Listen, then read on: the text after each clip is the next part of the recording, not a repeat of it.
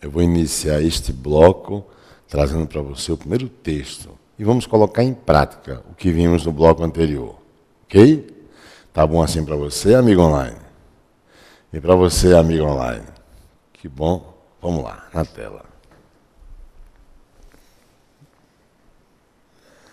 A despeito da retórica que chama atenção para avanços obtidos pelo país no plano econômico, é mais do que evidente que o Brasil ainda se enquadra no elenco dos chamados países em desenvolvimento, com índices verdadeiramente escandalosos em termos de qualidade de vida, saúde e educação,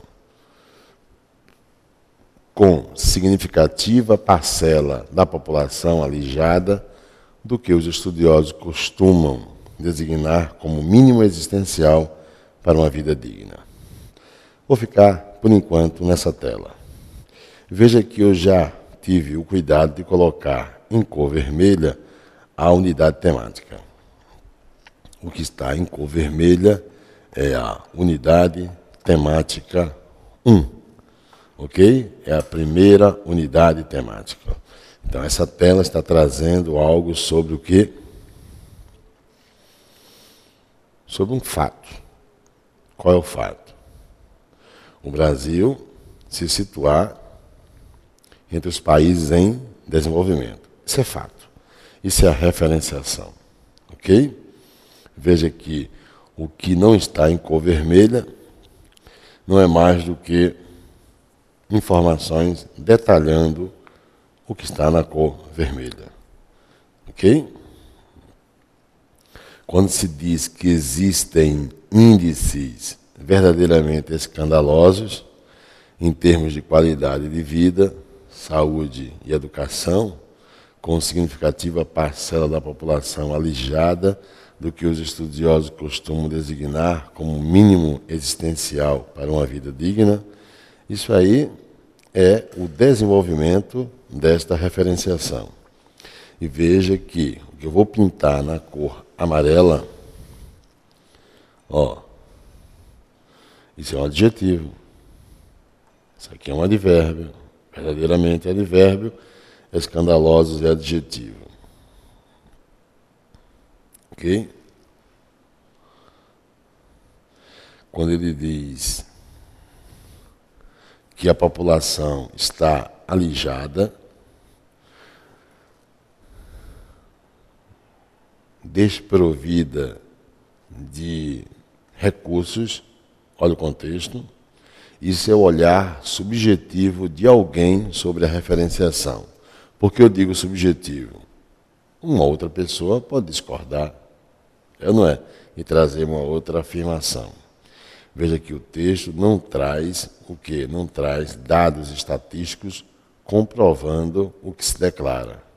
Não é isso? Digamos que, de fato, existe uma unidade temática em cor vermelha e o desenvolvimento se deu mais na linha da subjetividade. O autor está dissertando sobre a referenciação. Veja agora esta nova unidade temática. Ressalte-se que a doutrina diverge quando se trata de estabelecer a acepção do termo democracia. Apesar das divergências acerca de conceitos, teses ou doutrinas, há consenso de que a democracia constitui a melhor forma de governo de um Estado, visto que impede atos de violência e de intolerância, buscando a integração e a inclusão. Cumpre acrescentar que, no enfrentamento do desafio de inclusão social, emerge cristalina a necessidade de fortalecer as instituições democráticas. Veja que agora eu estou vendo um texto trazendo algo sobre o termo democracia. Mas eu quero ressaltar que ele diz que há consenso. Não é isso? sobre o que se diz sobre democracia. Embora haja divergências de conceitos, teses ou doutrinas, há consenso. Quando ele diz que há consenso, então ele traz um contexto coletivo. Contexto coletivo é a objetividade.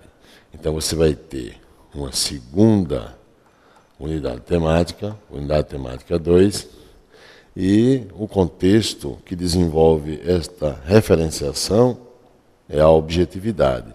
Enquanto no primeiro, lembra? O contexto é subjetividade. O contexto é individual, a leitura que se tem é individual sobre a referenciação. Já que é coletiva. Se é coletiva, está para a objetividade. Pois bem, nessa linha de pensamento em que se procura reverter um processo de descrença, a Defensoria Pública, erigida na Constituição Federal de 88, isso é uma informação objetiva, porque é uma informação institucional. A condição de instituição essencial à justiça precisa preencher relevante espaço no compromisso constitucional de redução das desigualdades. Pois bem, e em vermelho surge mais uma referenciação que eu vou chamar de unidade temática 3. Unidade temática 3. Que é a redução das desigualdades com promoção do integral acesso à justiça. Parece que o papel da Defensoria é expressivo quanto a isso. Assim definida, cabe a quem? A Defensoria. Cabe-lhe não só a assistência judiciária, pois pouco ou nada valem direitos formalmente reconhecidos, sem que se concretizem na vida das pessoas e dos grupos sociais. Aquilo de que se precisa, de uma vez por todas, compreendem igualmente um conjunto de atividades.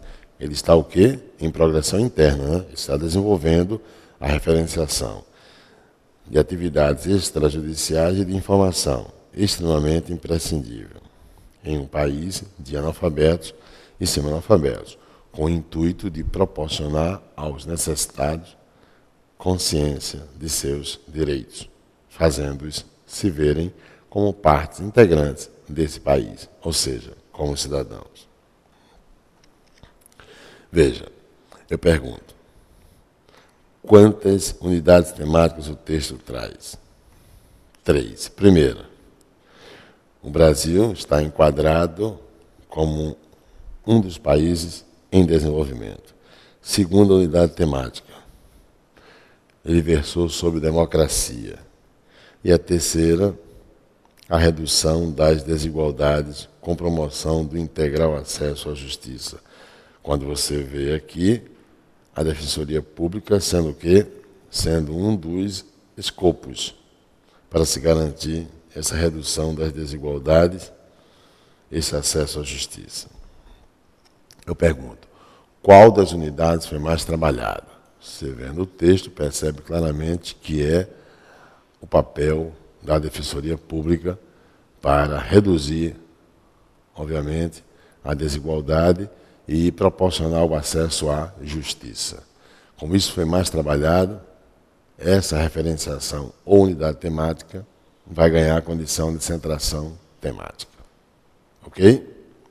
Eu vou levar você agora para um outro texto, onde minha intenção é que você verifique que existem 2 unidades temáticas. 2.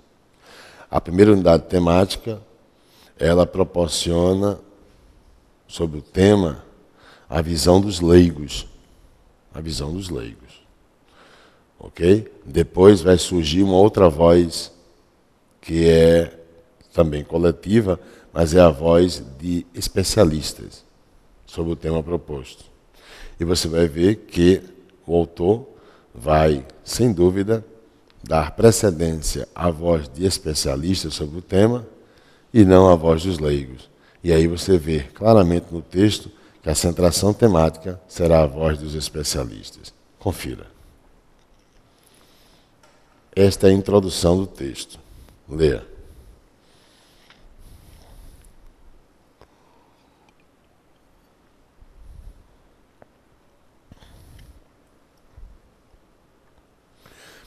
Desculpe, amigo online.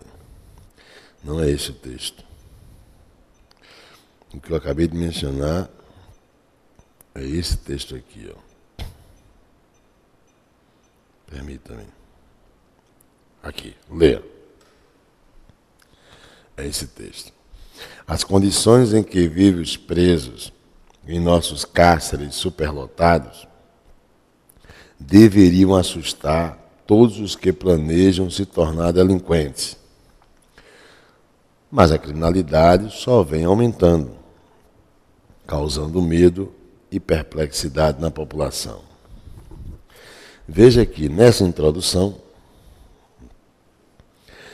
quem vai ser a referenciação é a criminalidade na sociedade.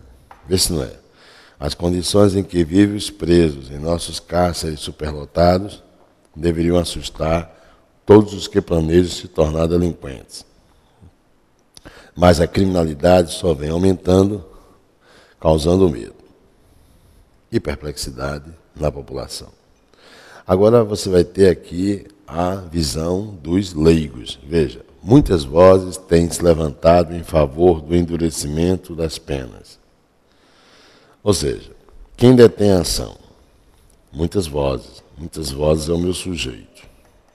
Eu te pergunto, o contexto é ou não é coletivo? Ótimo, o contexto é coletivo. Se o contexto é coletivo, então você tem a objetividade no texto. Vamos ser bem categórico aqui, bem direto, pelo que nós estamos estudando. Já vejo que o texto contextualiza a objetividade. Pois bem, muitas vozes têm se levantado em favor do endurecimento das penas. Quer dizer, essa população, esse número de pessoas, que não está esse número definido, mas já é suficiente para se entender que é um contexto coletivo, então é objetividade, é um fato. Parece que esse grupo advoga em defesa de quê? Do endurecimento das penas. Ok?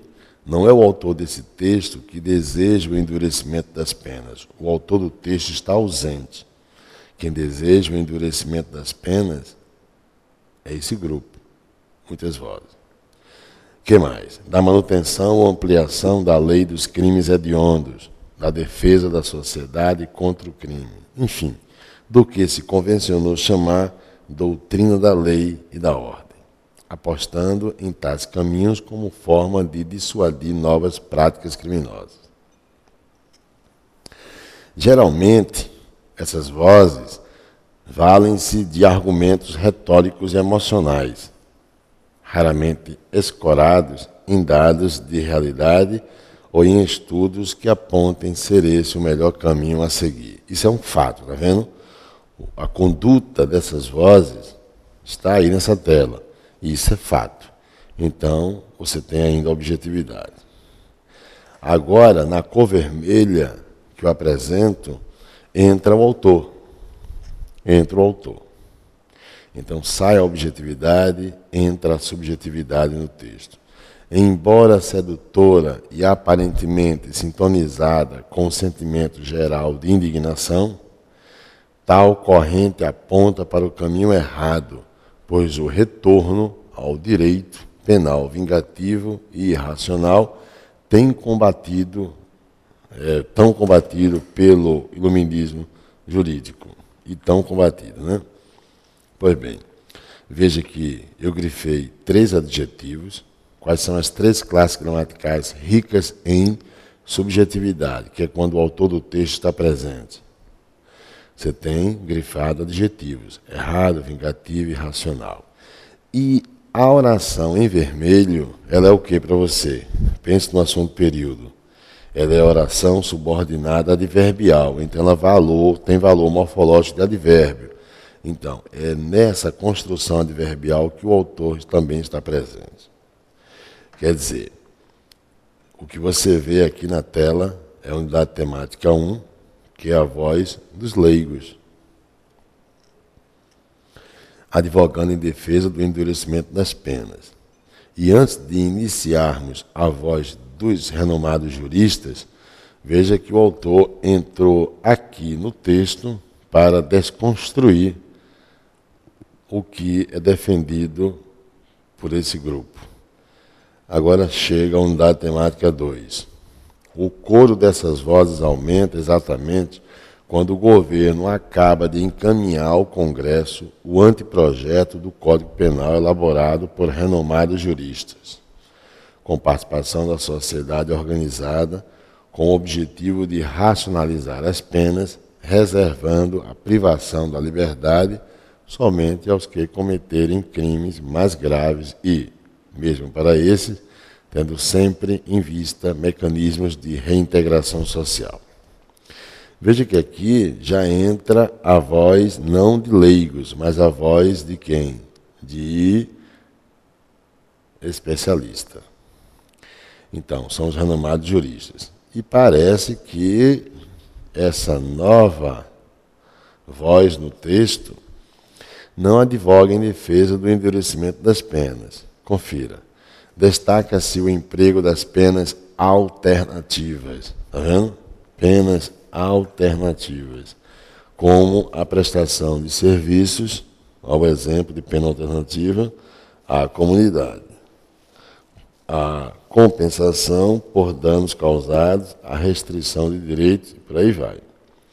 Então, o texto está trazendo uma introdução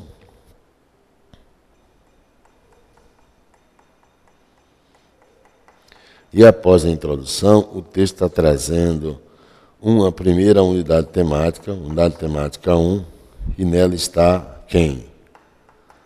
A voz dos leigos, digamos assim. E eles advogam para combater a criminalidade, advogam pelo uso de penas mais duras, o endurecimento das penas. Já essa unidade temática que está sendo vista agora é a voz de especialistas. E parece que essa voz faz o contrário. Essa voz advoga em defesa de quê? De penas alternativas. Eu tenho ideias opostas no texto, eu tenho duas unidades temáticas gerando o quê? Ideias contrárias. Antes de surgir a segunda ideia, o autor começou já a antecipar a quem ele vai dar a hierarquia. Foi justamente essa parte aqui, ó, na tela, tá vendo? Antes de chegar com a unidade temática 2, ele já deixou claro o autor, a sua visão de mundo sobre a voz dos leigos. É aí que ele entrou no texto dando a sua opinião. Ok? Não foi isso? E ele vai concluir agora. Contra a ideia de que o bandido é um facínora que optou por atacar a sociedade, prevalece a noção de que são as vergonhosas condições sociais e econômicas do Brasil que geram a criminalidade. Enquanto essas não mudarem, não há mágica. Os crimes vão continuar aumentando a despeito do maior rigor nas penas ou da multiplicação de presídios. E aí eu fecho dizendo a você o seguinte: quando você lê esse texto, todos os textos aqui, que você pouco a pouco vai estudar comigo, são retirados de provas públicas. Veja, eu pergunto a você, esse texto é dissertativo? Resposta, sim. Por que ele é dissertativo? Ele, quanto à tipologia de texto, não é um texto opinativo. Não é um texto opinativo. Ele não é um texto também informativo apenas. Ele é um texto dissertativo. Ele traz objetividade e traz subjetividade. E predomina a objetividade. Segunda pergunta que a comissão faz a você. Qual a ideia principal do texto? Ora, você dirá que a ideia principal do texto estará em... Se o texto traz duas unidades temáticas, então ele tem progressão temática externa. Se tem progressão temática externa, já é feita a possibilidade da pergunta, qual a ideia principal? Porque se tem mais de uma unidade temática, uma será principal, a outra será secundária. Não é isso? Então você tem que ver qual é a unidade temática que o autor atribui hierarquia maior. E você vê que ele desconstrói a ideia dos leigos, que é o endurecimento das penas, maior endurecimento, e lendo o texto você percebe que ele vai privilegiar a voz dos especialistas. Ok? É aí que o autor entrou no texto. Para o quê? Fazer a sua intenção. Porque toda dissertação tem um objetivo apenas: persuadir o seu leitor. Quando ele entrou, antes da apresentação da segunda unidade temática, para fazer a desconstrução da defesa da voz dos leigos, e ao entrar com a segunda unidade temática, que é a voz dos especialistas, é aí que o autor realmente garante o quê? A maior hierarquia, a centração temática para a segunda ideia ou segunda referenciação. Ok? Qual é a articulação estabelecida pelo autor entre as duas unidades? A ideia de oposição. Ele põe duas ideias que se opõem. Até aí tudo bem? Ótimo. Veja que você vai ficando com o texto na mão quando você trabalha no texto essa ideia de... Como é que eu diria a você? Essa ideia de buscar recursos linguísticos, identificando item a item e ter uma visão, uma leitura científica do texto. Não é isso? Pois bem, permita-me agora levar você a um outro aspecto. Vamos lá na tela. Veja esse texto. Texto 2. Desde que nascemos e a nossa vida começou, não há mais nenhum ponto zero possível. Não há como começar do nada. Talvez seja isso que torna tão difícil cumprir propósitos de ano novo. E, a bem da verdade, o que dificulta realizar qualquer novo propósito em qualquer tempo. Essa é a introdução. E o texto vai trazer, primeiro parágrafo do desenvolvimento, contextualizando como primeira referenciação ou unidade temática 1, o homem preso ao passado. Leia o que está empregado aí, veja se não contextualiza o homem preso ao passado. Pode ler.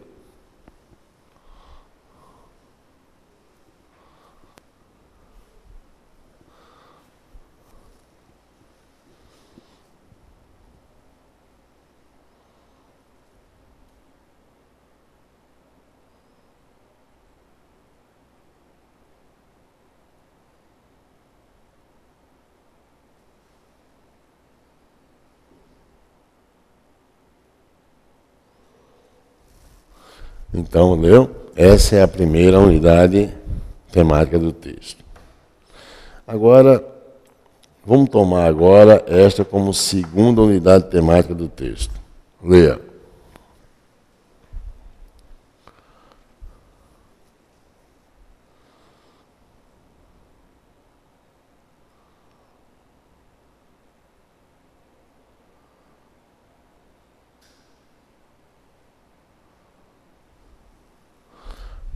Percebeu? Então, você também tem ideias contrárias. Que se a primeira unidade é o homem preso ao passado, agora ele contextualizou o homem contrário, se libertando. Né? Agora ele vai dar uma progressão interna a essa segunda unidade temática, que é o homem se libertando. Lê se isso aí não é mais informações sobre o homem se libertando do passado.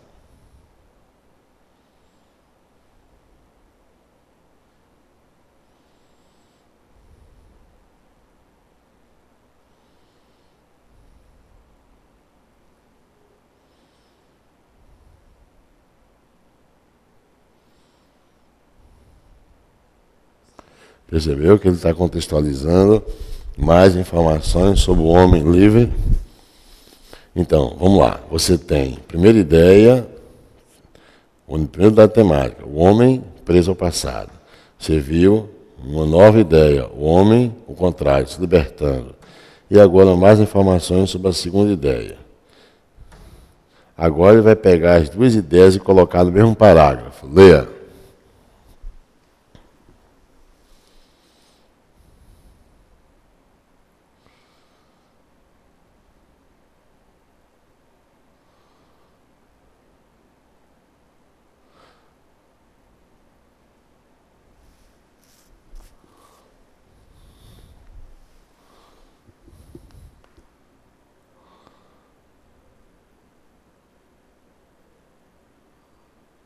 Está vendo?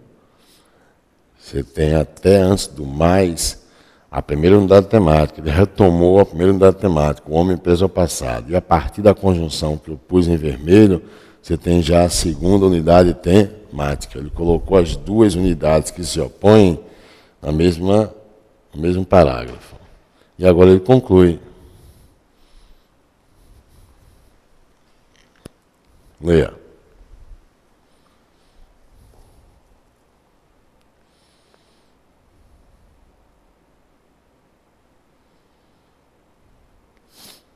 Está vendo? Veja que na conclusão, vá observando, ele contextualizou muito mais o homem o que liberto. Bem, qual foi a minha intenção com isso? Mostrar a você que o texto trouxe, primeira ideia, o homem preso ao passado. Segunda unidade temática ou referenciação, o homem liberto. Você vai ver que as duas ideias se opõem. Se elas se opõem, então você tem uma sintaxe de tensão, que é o que eu vou estudar com você no próximo bloco. Uma ferramenta, toda vez que nós estivermos com ideias contrárias, nós temos sintaxe de tensão. Mas ele fez isso, ó. Ele fez com você isto aqui, vou te mostrar. Vamos lá. Olha o que ele fez com você. Ele jogou uma ideia, aqui foi a introdução. Ele jogou uma ideia, A ou X, o homem preso ao passado. Uma ideia, Y, o homem liberto. Elas se opõem. Em seguida, ele trouxe mais um parágrafo com a ideia Y, trazendo mais informação sobre a segunda ideia, que é o homem liberto. Depois, ele veio com o quê? Ele veio com as duas ideias no mesmo parágrafo, X e Y. E concluiu, aqui é a conclusão, ele concluiu privilegiando a ideia Y. Bem, eu diria a você, amigo online, e a você, amiga online, que como eu tenho duas ideias, dois tópicos, duas referenciações no texto, o texto alcança progressão temática externa. Ok? Segunda coisa importante a se observar. Como o texto traz ideias contrárias, o texto tem sintaxe de tensão. Anote aí. Sintaxe de tensão. Outra condição. Veja que ele trabalhou mais a ideia, o homem liberto, que é a ideia Y. Então ela vai ser a centração temática. E ela ganha a centração temática quando, a partir deste parágrafo aqui que eu estou indicando, ele proporciona a progressão interna maior. Ele convidou você, leitor, para a imersão aqui, ó, onde eu estou sinalizando, tá vendo? Aqui. Aqui é a progressão temática interna. Quando ele joga as duas no mesmo parágrafo, veja que ele trabalhou mais ainda a ideia Y e não a ideia X. Então era fácil se perceber que a conclusão iria privilegiar a ideia B, porque ela é a centração temática. Então, leia o texto observando a estrutura do texto. Um texto é constituído por duas partes. Uma é a estrutura ideativa. E a outra é a estrutura, eu diria para você, física, corpórea. A outra é o esqueleto. Essa segunda, a corpórea, é o esqueleto em si. Ok? É a forma. Né? Até o próximo bloco.